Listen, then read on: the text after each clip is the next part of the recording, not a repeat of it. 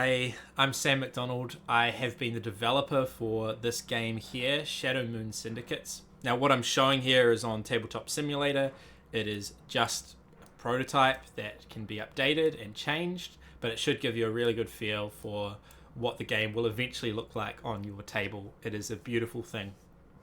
So, I wanted to talk through some of our development for this game, and I really wanted to lean into one area in particular so that you could get a feel for the whole process with that area for the development for this next installment of our development diaries.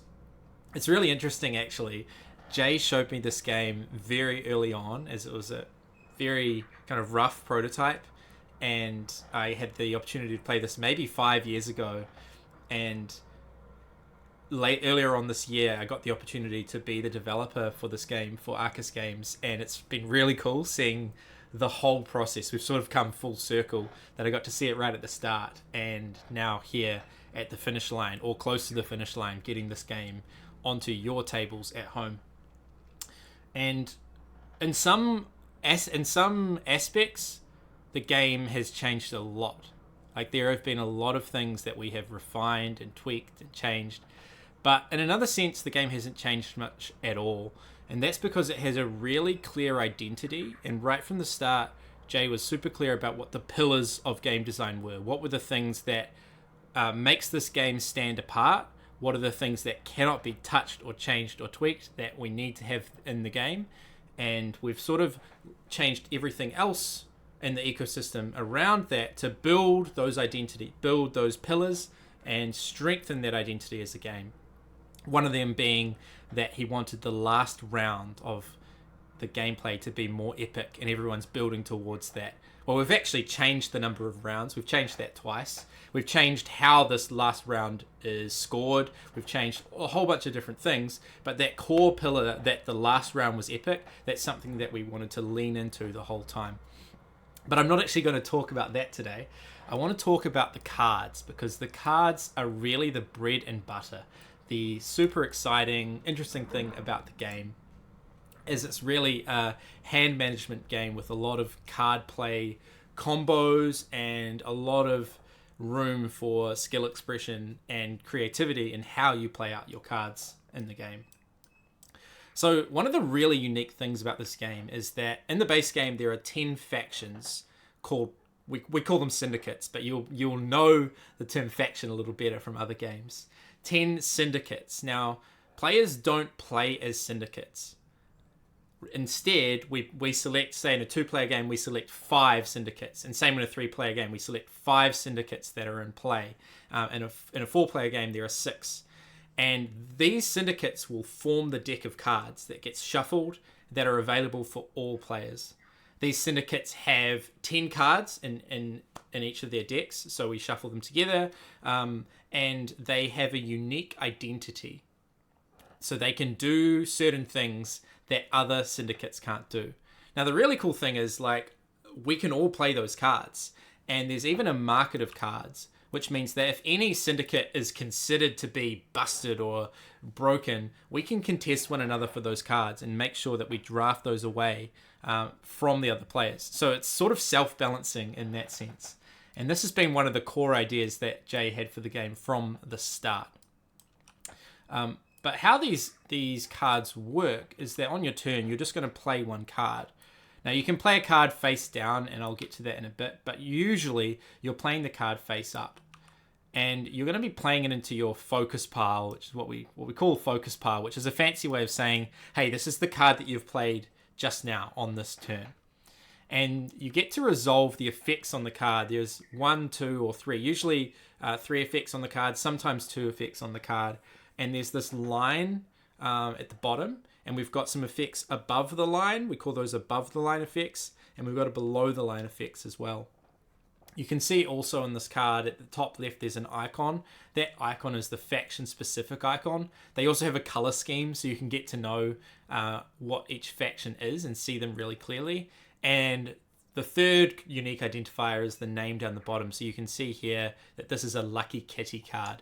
And I do have another Lucky Kitty card in my hand over here. So you get to play this card. You get to perform the above the line abilities. But then the really cool thing is this card, after performing the above the line abilities, this slides into what's called my agent stack, which is sort of like the archive or the history of all the cards that I've played. So the first card basically just stays in slot. It doesn't really need to move. But in a later turn, I'm going to play this card, perform this top effect, and then I get to slide this over like this. So we can see all of the previous cards. And then if this card that I played matches the previously played card in terms of the icon, I'm allowed to perform the below the line effect. If it goes into an empty pile, like the scenario when I had the first card, I also get to perform the below the line effect. If it slides on top of a card that is upside down, I get to perform the below the line effect. But if it slides into a pile like this, if it slides into the pile where these top two icons don't match, it doesn't match the previously played Syndicate, then I don't get to perform the below the line effect. Now, you can see with my hand of cards, right, I've got a bunch of different suits in my hand. And there's no way that I'm going to be able to play all of these in such a way that I get to perform every single below the line effect. And so this makes players look through their hand, manage their cards, and decide which of these below the line effects do I really need to play, which of these effects are super important for me, and which ones do I have to skip. And players have to make that decision, but they've got their hand in front of them so that they can strategize. They can plan ahead multiple turns in advance. So there's a really high skill expression in this game, but you don't have to interact with it at that deeper level. So one of the things that I wanted to kind of bring out of the development for this game was that feeling of being smart, or at least trying to feel smart with how you manage your cards and how you plan to play your cards. And so I wanted there to be opportunities for playing one card to lead into a nice play for another card, and for there to be setup cards, essentially. So what do I mean by that? There's a lot of jargon that I'm using, and I want to explain so that you can understand some sort of game design concepts and development concepts. So there are all of these keywords on cards, and there's a ton of them, and at first time you play, it might seem a little overwhelming, but thankfully the core gameplay loop is really simple, and a lot of these effects are very similar from one another. So there's a lot of effects that allow you to push influence around the map and pull it and all sorts of things like that. But there are some abilities that Jay put into the game which were really interesting, and they weren't just about manipulating these influence on the map. See that these ones are really big. They're all supposed to be the same size. There were abilities also that were about manipulating the agent stack, your stack of played cards. So over the course of the round, the number of cards you have in hand is going down because you're playing a card each turn until everyone has played 6 cards. And so you've kind of got this history of everything that you have played. You might play them out like this. But he has some effects that let you mess with other players' agent stacks. So you can't mess with their hand. The cards they've got in hand, they can plan for. You can't take them away. You can't steal them. There's no take that in that regard. But in the cards that you've played, they're fair game. Players can interact with that pile, and they can mess up your plans in subtler ways. So one of the effects that Jay put into the game was an effect called Interfere. Now you'll see it at the bottom of this Lucky Kitty card here. What Interfere does, it allows you to draw that number of cards, which is the number specified, from the top of the deck. So say if I played this one, it would allow me to draw 2 cards from the top of the deck, and I've just dealt them out to 2 players, every player. But say just draw 2 cards to this player here, and now I have to discard or play as many as I drew to any player's agent stacks. So I can play those cards on top of other players' agent stack. So say it was something like this, and then this player over here had an agent stack like this, like that. What I could do, I'd be looking at this person's discard pile, and I'd be thinking, oh, they've just played a Court of Saffron card. It might be likely that they're trying to tee up a below the line of a Court of Saffron card in their next play. So I'm going to discard actually this Legion card. I didn't have any good plans for that one. So I'm going to put that on top of their agent stack. So now they might not be able to trigger the below the line ability of the card that they had in hand. However, I don't know what cards they have in hand. And this creates a really cool moment of interaction where they might actually have a Legion card in hand and be able to make use of that pivot that I essentially did for them for free. And now I get to discard one more card, and I could mess with this player's pile, but I could actually also use this to play on my own pile. So I might actually decide to play this card onto my agent stack from that interfere effect. And that doesn't do anything right now, but I'm just planning ahead for my next turn. See, on my next turn, I've now changed what suit, which faction or syndicate is on top of this, which allows me to pivot into playing this card and actually benefiting from the below the line. So this interfere effect allows both some really cool moments of interaction where you can be unintentionally helpful to people, and you can also be a little bit annoying and mess with their plans. But also you can set yourself up. You can plan ahead for your abilities on future turns. Set yourself up with cards. It also allows you to manipulate your hand a little more, get to see more cards from the deck, and get rid of ones that you don't want to play. So that's a really cool ability that Jay put into the game. And now it was important to have abilities like interfere in this game because players are dealt out a hand of cards randomly at the start of the game. At the start of every round, they're randomly dealt out those 6 cards. And on first play, it would really feel and seem like if you randomly got given a hand of all of one suit or 2 different suits, I should say syndicates, then that would be advantageous. And though that is true to a degree, having abilities like interfere, one, force other players to pivot, which is important, and also they allow you these timing windows for yourself to pivot into a different faction. If you keep running the same faction, that is strong. You will get to do all the below the line effects. However, you might be stuck to one particular quadrant of the map because each faction sort of has an area where they're strong in, and they sort of focus in that area, and then they'll be weak in other areas of the map. So running one suit can be good, but there are ways that players can sort of force you out into a different faction, or at least annoy you. And there are also timing windows where players themselves can pivot for themselves. So another ability that did something just like that is Beguile, and I think it's over here on this Court of Saffron card at the bottom. Now what Beguile does, it allows you to take the top card of someone's agent stack and move it over to your agent stack. This is really cool also. So in this scenario here, where this person plays this card, they perform these effects that add to Bazaar and push from Bazaar. And then when they come to slide it over, they get to take a Beguile. And now this looks really juicy for them. They're going to take this card here from the top of that agent stack and move it over here. Notice that this player is also kind of happy about it. They've now got a face down card on top of their deck, agent stack, so they can play any suit into there and benefit from the below the line. But this was a cool moment for this player because in their hand, they've got a ton of these belt core cards that they can now pivot into. So planning ahead with this card, and also a tactical moment with Beguile, you might play that card when there's a suit that you really want, both to perhaps mess with other players, but also set yourself up for a cool move. So one of the things I felt that was missing from the prototype that I picked up when I started working on development, so we had this ability to pivot out of the factions, but I wanted abilities to also pivot into the factions. Maybe you didn't have a card that had interfere at the bottom or Beguile at the bottom.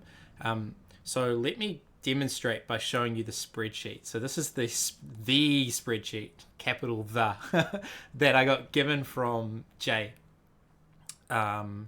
Let's make this full screen. Beautiful.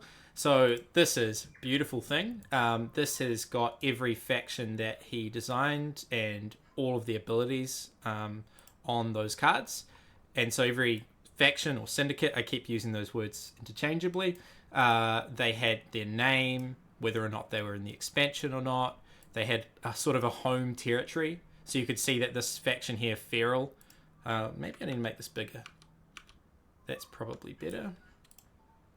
So you can see this faction here, Feral, their home zone is under Hive, and then the majority of their, well, a good proportion of their cards allow them to interact with Underhive, and then these other regions are sort of adjacent in that vicinity. So it's actually quite thematic, this game, that this is where this gang hangs out on the moon, around the Underhive and the space stocks and the maze nearby. So this was the spreadsheet that I got from Jay, which was really, really handy. So I didn't have to make it myself to look over all of the cards in the game. And we can sort of also see each syndicate's core identity. What is something that they bring to the game? So Feral here is actually quite an aggressive faction. You can kind of tell from their name that they get to remove players' influence from the map. So there is a little bit of argy-bargy in that. I haven't even gone over how the influence work. That's another video conversation for sure. But let's use Court of Saffron as a great example of what I wanted to do in helping players to plan a little more and feel smart in pivoting in and out of the faction. So let's just pull up Court of Saffron. This was the cards that we had for Court of Saffron. So you can see their core mechanic was to pull influence and then also to beguile. So a ton of these Court of Saffron cards had the below the line ability, which was beguile, so allowing them to pivot out of Court of Saffron. So it was a little bit weird to me for the faction's identity to fully be about pivoting out. Now, there are other things that stealing the card does. There are implications that all the cards that you've played in the round, you get to pick them all up and keep several for the last round that form your hand for the last round. So you've got some control over that. That's a little bit more about how the game feels different and more epic in the final round. But by and large, this beguile effect mostly feels like a pivot out ability. So there weren't that many opportunities for the player to feel smart if they had a full hand of Court of Saffron. Like, I can pivot out of this faction, but what can I actually do with this faction? I can pull some influence around the map. So it felt to me like what we wanted to do with this faction, but also a ton of the factions, is to move some of these below the line abilities to the above the line, and to allow these really different feels for the cards and for different moments in the game. So this is what I've done, and I haven't made this the same color, but let's make it all bright pink. And you can see here that I've moved a few of these beguile effects into the middle of the card, in the above the line section. I've taken away one or two below the line beguiles, just so it's not so many of them, and then changed a few other things. Now, with this beguile as the above the line effect, the implication of that is you can perform that effect as soon as you play down the card. So you could play that card on top of a different suit, a different syndicate. Say I played this card on top of a Legion card. Now, if someone else had a Court of Saffron in their agent stack, I would be able to pull that card to my agent stack straight away before this card slides over. So that allowed a really cool ability to make this below the line even cooler. So this allows the player to pivot into Court of Saffron. They might have a lot of Court of Saffrons in their hand, but they might have already played something else, like I said, Legion or something like that. And they're waiting for their window to play this card, beguile, steal someone else's Court of Saffron card that they already played, and then get a really cool below the line effect. So the ability to both pivot in and out of a faction allows some really interesting decisions for the players, and allows for some strategic decisions around how they're going to plan the sequence of cards in their hand to, in their favor, to work in their favor. This general concept around moving and swapping around some above and below the line, because the timing windows are so different, was something that we did with lots of other factions as well. And I know this video is going on kind of long, but one of the ones that changed a bunch, that is quite a high level of difficulty is this faction called Belt Corps. And let me just get this nice and orange for you all. I'm sure you like orange. So Belt Corps have two basically unique, not fully unique, but two basically unique keywords that they really lean into. And that is strengthen and usurp. And so strengthen is essentially that, like, if they have control of a region or of a sector on the map, that they can interact with it, they can add more. They need to have control there to be able to do that. And so if they don't have control, they literally just cannot perform that ability. And usurp is the opposite. It's like in a region where you don't have control, you can do a thing. And one of Jay's core pillars about this game was that he wanted an area control game where it's constantly in a state of flux. It's very dynamic, where players are actually incentivized to burn their influence, to spend their influence to gain points, to gain abilities and points and stuff like that. So if I've got a bunch of influence in an area, it doesn't actually benefit me that much to hold onto control in that area. I want to spend it all and get out and take the money and run, essentially, which leads to this really dynamic game state. And so a faction that leans into who's currently in control in this region, if you're in control in this region or if you're not in control in this region, you can do some pretty interesting and different stuff. So this one here, this card here that I'll just highlight, let's make it nice and yellow. This is a card where players can really plan for, that they get to usurp, which will allow, it's only in an area where they don't have control. And then if they can plan it and do it just right, then after performing this effect, they will now control that region, and then they can strengthen that same region. Which is a pretty cool thing. This has got pretty nice synergy within the card if you can plan that move. But there's also the whole idea that, like, someone might have a hand of 4 or 5 Belt Corps cards. They might have planned this for their last round, or they might have just got dealt them, or they might be drafting them, or whatever.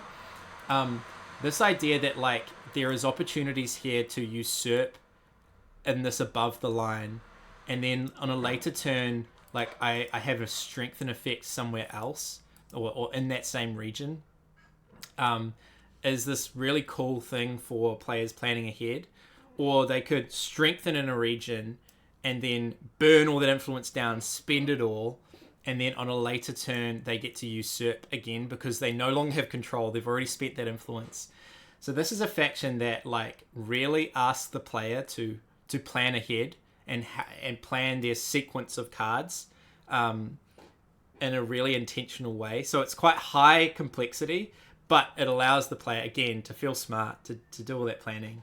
And that was something I was going for with these above and below the line ability swaps, and making them feel a little bit more different and unique, the cards within the same faction.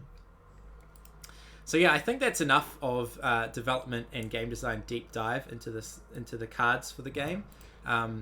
Thanks so much for watching. I know this has been a long one, but I appreciate you hanging out, and do feel free to ask any questions in the comments or just to ping me. I'd love to talk about game design development and hear any of your thoughts on this topic. Peace.